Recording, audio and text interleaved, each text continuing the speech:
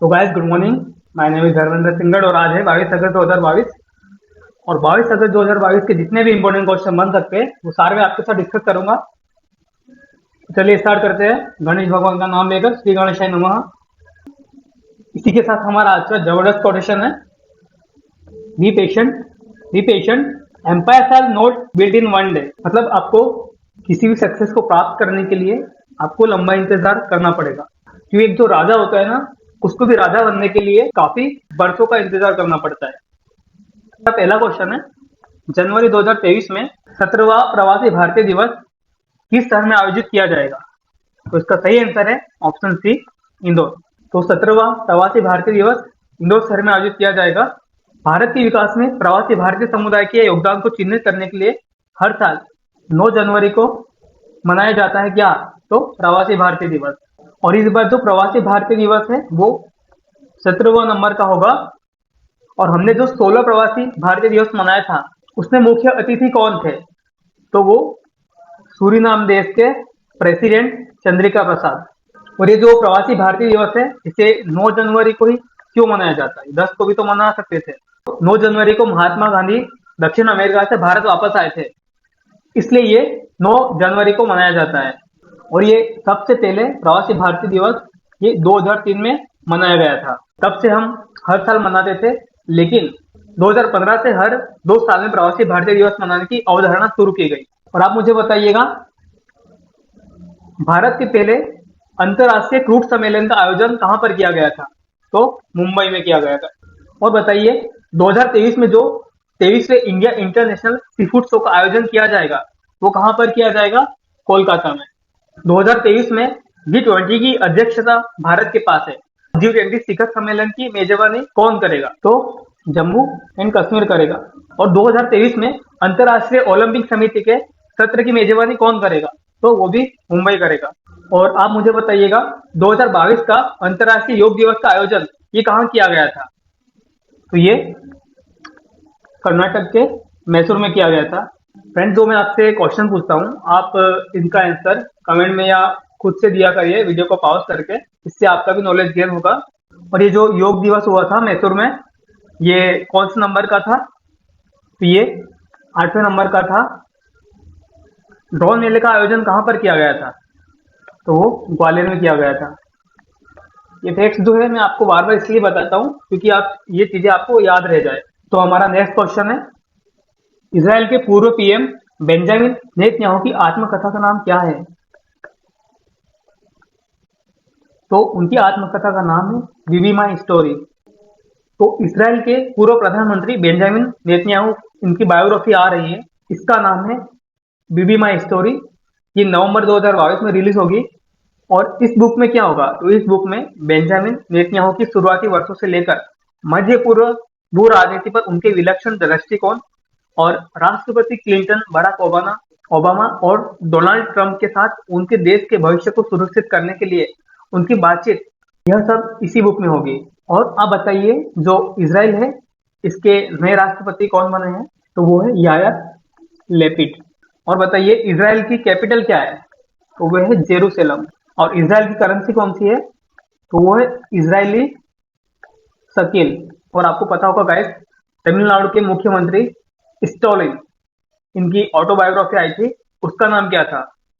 तो उसका नाम था तुंगिल ओरोविल। अच्छा, आपको पता है पूर्व क्रिकेटर है एक, नाम है गुंडप्पा रंगनाथ विश्वनाथ। तो इनकी भी बायोग्राफी आई थी, तो उनका नाम क्या है?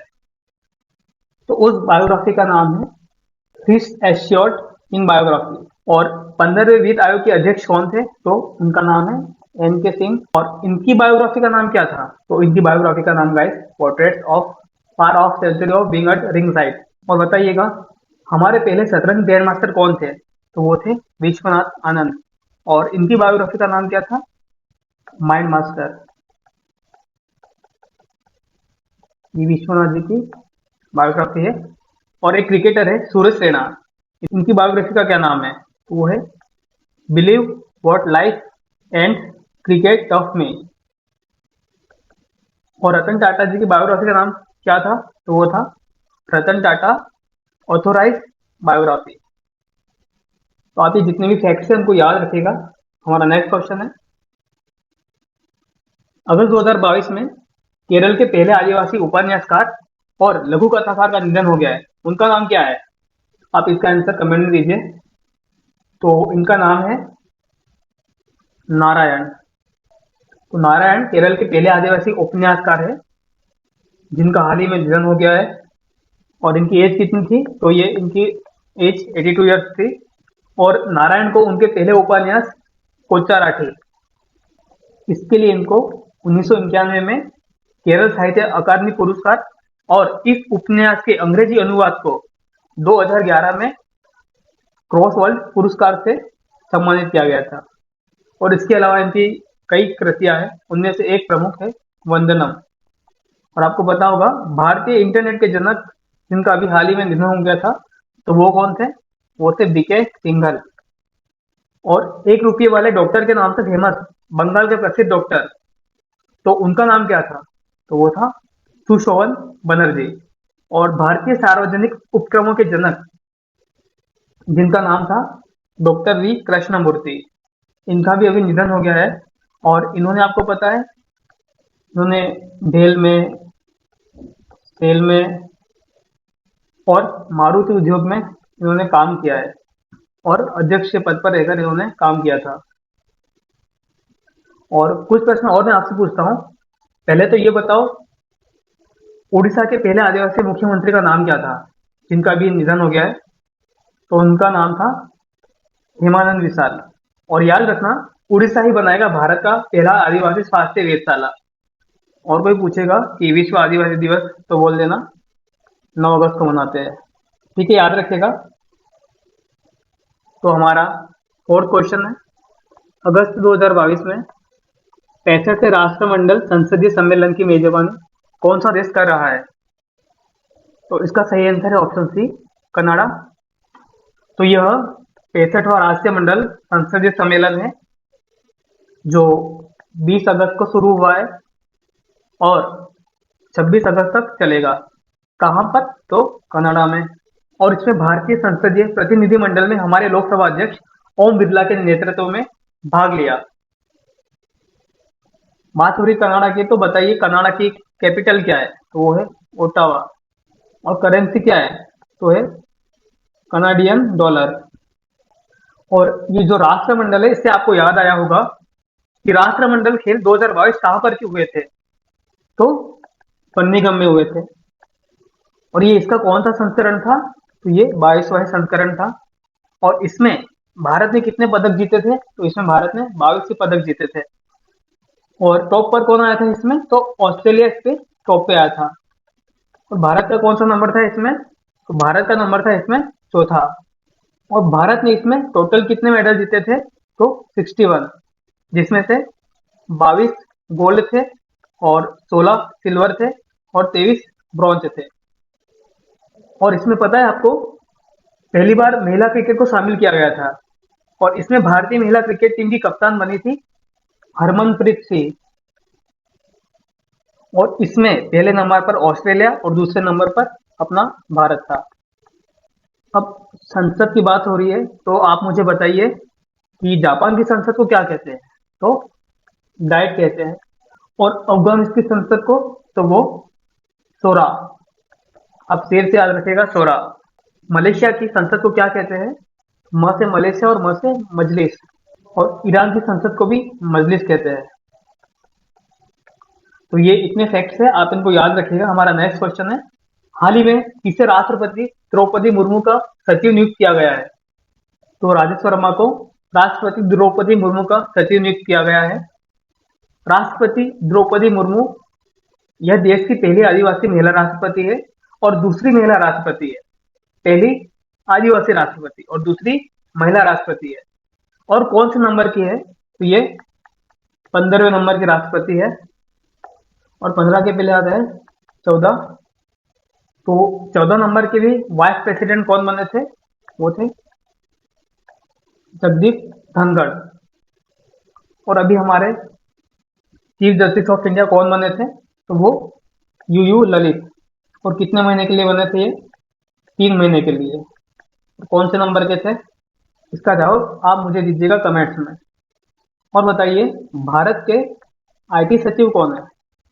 तो वो है अल्केश कुमार शर्मा। और मैं आपको इनके बारे में लगातार 2 दिन से बता रहा हूँ, तो आप इनको याद रखिएगा क्योंकि इम्पोर्टेंट है। और हमारे विदेश सचिव कौन रहे? तो वो है विनय मोहन क्वात्रा। और कल हमने पढ़ा था, हमारे केंद्रीय गृह सचिव का कार्यकाल 1 साल के लिए बढ़ा दिया गया। तो उनका नाम क्या था? तो उनका नाम था अजय कुमार भल्ला। और जो हमारे कैबिनेट सचिव है, उनका कार्यकाल भी 1 साल के लिए बढ़ा दिया गया है। और उनका नाम क्या है? तो उनका नाम है राजीव गोवा।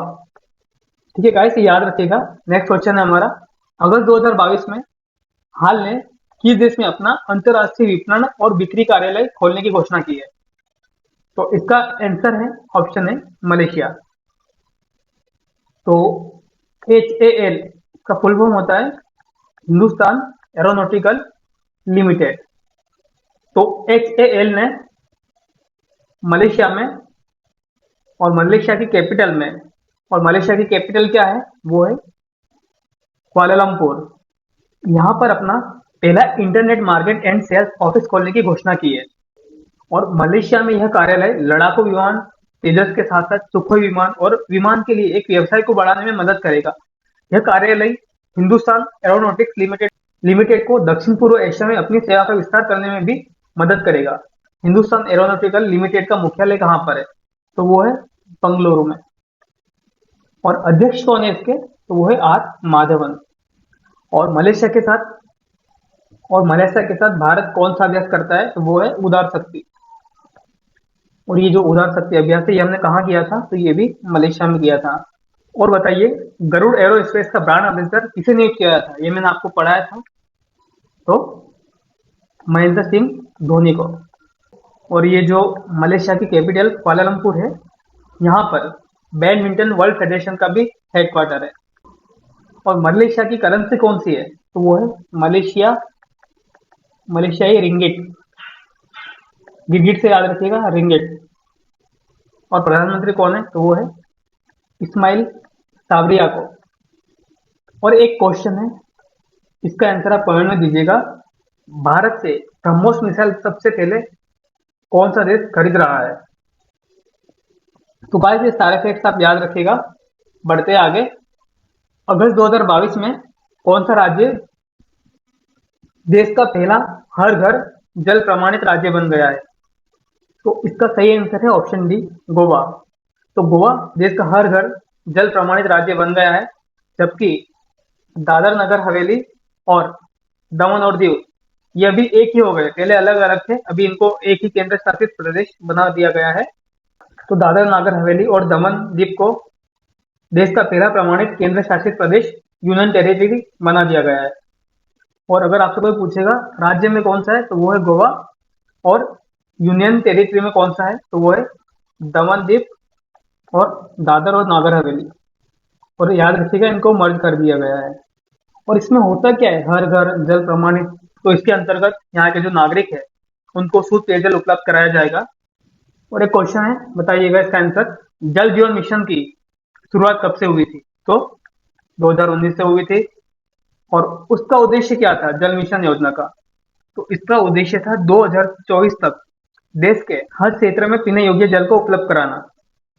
और बताइएगा, देश का पहला हर घर जल प्रमाण जिला कौन सा बना था? तो अपना मध्य प्रदेश का बुरहानपुर। और हर घर जल का 100वां जिला कौन सा बना था? तो हिमाचल प्रदेश का सांबा जिला। और बताइए, राष्ट्रीय जल पुरस्कारों में सर्वश्रेष्ठ राज्य की श्रेणी में सबसे पहला पुरस्कार किसको मिला था? तो उत्तर प्रदेश को मिला था। और ये जो पुरस्कार था जो यूपी को मिला है, वो तीसरा था। और पूछे आपसे कि सर्वश्रेष्ठ जिलों की सूची में कौन सा टॉप पर था? तो वो था यूपी का मुजफ्फरनगर। और कहाँ पर पानी के नीचे से मेट्रो चलाई जाएगी? तो कोलकाता में। कौन सी नदी पर है? तो हुगली नदी पर। और बताइए, जल मेट्रो परियोजना वाला भारत का पहला शहर कौन सा है? तो कोची है। और बताइए, 24 घंटों सातों दिन नल से स्वच्छ जल देने वाला पहला शहर कौन सा था? तो ओडिशा का पुरी। और आपको पता है, स्टॉकहोम जल पुरस्कार ये दुनिया का सबसे प्रतिष्ठित जल पुरस्कार है और इसे नोबेल प्राइज ऑफ वाटर भी कहते हैं। और इसे नोबेल प्राइज ऑफ वाटर भी कहते हैं। और अभी हमारे जल शक्ति मंत्री कौन है? तो वो है अभी हमारे Gajendra Singh Shekhawat. World water day ये कब मनाते हैं? तो ये 22 मार्च को मनाते हैं। तो ये फैक्ट याद रखिएगा। बढ़ते आगे। हाल ही में सद्भावना दिवस कब मनाया गया?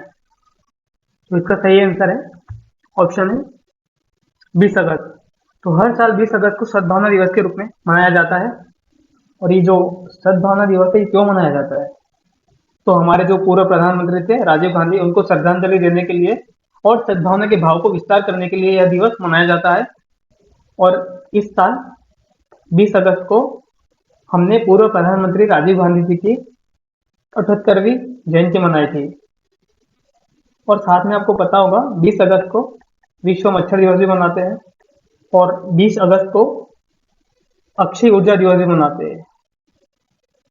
तो बात हो रही है अगस्त की, तो अगस्त के जितने भी इम्पोर्टेंट क्वेश्चन है, इम्पोर्टेंट डे है, उसकी हम बात करेंगे। तो 1 अगस्त को वर्ल्ड कैंसर डे मनाते हैं और 1 अगस्त को मुस्लिम महिला अधिकार दिवस भी मनाते हैं और 1 को वर्ल्ड वाइड वेब डे भी मनाते हैं। और 6 अगस्त को क्या मनाते हैं? तो 6 अगस्त को हिरोशिमा डे और 7 अगस्त को हस्तकरघा दिवस, नेशनल हैंडलूम डे। और 7 अगस्त को ही राष्ट्रीय भाला फेंक दिवस मनाते हैं और 8 अगस्त को आसियान दिवस। और 9 अगस्त को क्या मनाते हैं? तो विश्व आदिवासी दिवस। और 10 अगस्त को क्या मनाते हैं? तो विश्व अंगदान दिवस। और बताइए लोयन डे कब मनाया जाता है? तो 12 अगस्त को मनाया जाता है लोयन डे। और अभी हमने इंटरनेशनल यूथ डे मनाया था, वो कब मनाया था? वो भी हमने 12 अगस्त को मनाया था। और विश्व संस्कृत दिवस ये कब मनाया जाता है? तो ये 13 अगस्त को मनाया जाता है। और अभी हमने 19 अगस्त को कौन सा दिवस मनाया था, जो कि मैंने आपको पढ़ाया भी था? तो विश्व मानवतावादी दिवस। गिरफ्तार नशीले पदार्थों के अपराधियों के भारत के पहले पोर्टल का नाम क्या है, जिसे अगस्त 2022 में चालू किया गया था? तो इसका नाम है निदान। तो निदान का मतलब होता है national integrated database on arrested नेक्रो offender. ये निदान का फुल फॉर्म होता है। और विभिन्न केंद्र एवं राज्य अभियोजन एजेंसी के द्वारा उपयोग के लिए किए गए मादक पदार्थों का अपनी तरह का एक पहला डेटाबेस ये चालू किया गया है। और नारकोटिक्स कंट्रोल ब्यूरो द्वारा इसे निदान पोर्टल को डेवलप किया गया है। तो इसको याद रखिएगा नारकोटिक्स में। और इसके अध्यक्ष कौन थे? सत्यनारायण प्रधान। और नारकोटिक्स का हेडक्वार्टर कहाँ पर है? तो वो है न्यू दिल्ली में। और स्थापना कब हुई थी? 1986 में। और एक क्वेश्चन बताइए आप मुझे, नशीली दवाओं के दुरुपयोग और अवैध तस्करी के खिलाफ अंतर्राष्ट्रीय दिवस कब मनाया जाता है? तो 26 जून को मनाया जाता है, याद रखिएगा। बढ़ते हम आगे। हाल ही में समरबंदी जी का निधन हो गया था, तो ये किससे संबंधित थे? तो इनका संबंध फुटबॉल से था। तो भारत की फुटबॉल टीम के पूर्व कप्तान रहे थे समीर बनर्जी, जिन्होंने 1950 के मेलबर्न ओलंपिक में देश को ऐतिहासिक चौथे स्थान पर पहुंचाया था। और अभी इन्हीं का निधन हो गया है। और आपको बता दूं, इन्हें 2009 में मोहन बागान पुरस्कार से सम्मानित किया गया था। और इन्होंने 1953 से लेकर 1955 में 2 बार और 1962 में कोच के रूप में संतोष ट्रॉफी जीती थी। यहाँ पर इन्होंने कोच के रूप में संतोष ट्रॉफी जीती और यहाँ पर खिलाड़ी के तौर पर। और साथ में भी आपको पता होगा भारत के गोलकीपर रहे ENS सुधीर का भी निधन हो गया है। और भारतीय क्रिकेट टीम के पूर्व कप्तान चरण सिंह का, इनका भी निधन हो गया अभी। और भारतीय महिला हॉकी टीम की पूर्व कप्तान रही कौन थी? तो वो एलोवेरा ब्रिटो, इनका भी निधन हो गया अभी। तो आप इनको याद रखिएगा, क्वेश्चन बन सकते हैं इनसे। तो गाइस हमारा लेक्चर यहीं समाप्त होता है। अगर आपको मेरा लेक्चर पसंद आ रहा है तो आप इसको लाइक कीजिए, शेयर कीजिए, सब्सक्राइब कीजिए। Thank you.